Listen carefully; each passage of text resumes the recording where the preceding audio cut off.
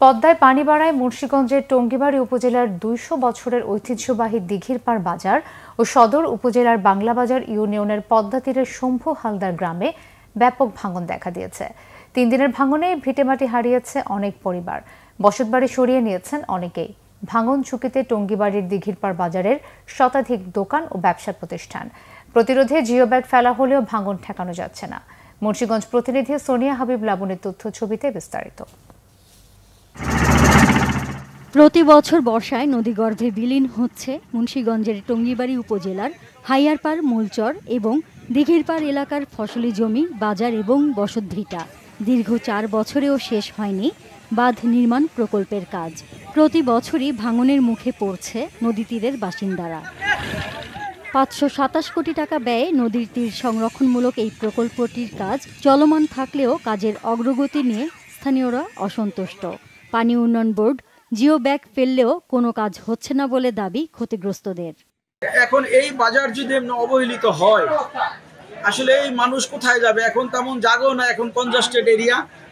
আগে খালি জায়গা ছিল, বাজার স্থানান্তর করা হয়েছে। এখন যে এটা পিছানো সেই সুযোগও নাই। আমাদের এই বাজার এখন নদীর হুমকির মুখে। বিগত ৪-৫ বছর ধরে নদী ভাঙার মুখে আছে। আমরা জানি যে এখানে একটা স্থায়ী বাঁধ হওয়ার কথা, কিন্তু সেই বাঁধ হচ্ছে না। তারা কিছু কিছু কাজ হালকা পাতলা করে চলে যায়। ৩ বছর ধরে কাজ করতেছে, ওই যে এখানে দরকার না ওইখানে নিয়ে ফালাইতেছে হইলো বস্তা বলক, আর যেখানে দরকার, এই যে আমাদের এখানে দরকার এইখানে ফালায় না।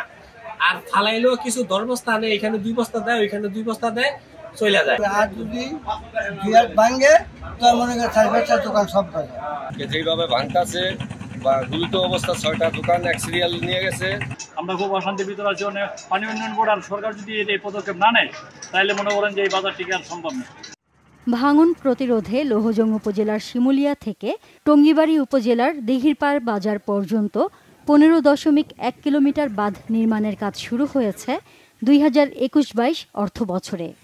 পদ্মা নদীর পানি বর্তমান সময় সবচেয়ে সর্বোচ্চ লেভেলে অবস্থান করছে, যার কারণে এখানে যেটুকু ভাঙন হয়েছিল আমরা সেটার জন্য জিও ব্যাগ ফেলে এটার ব্যবস্থা গ্রহণ করেছি ভাঙন প্রতিরোধের জন্য।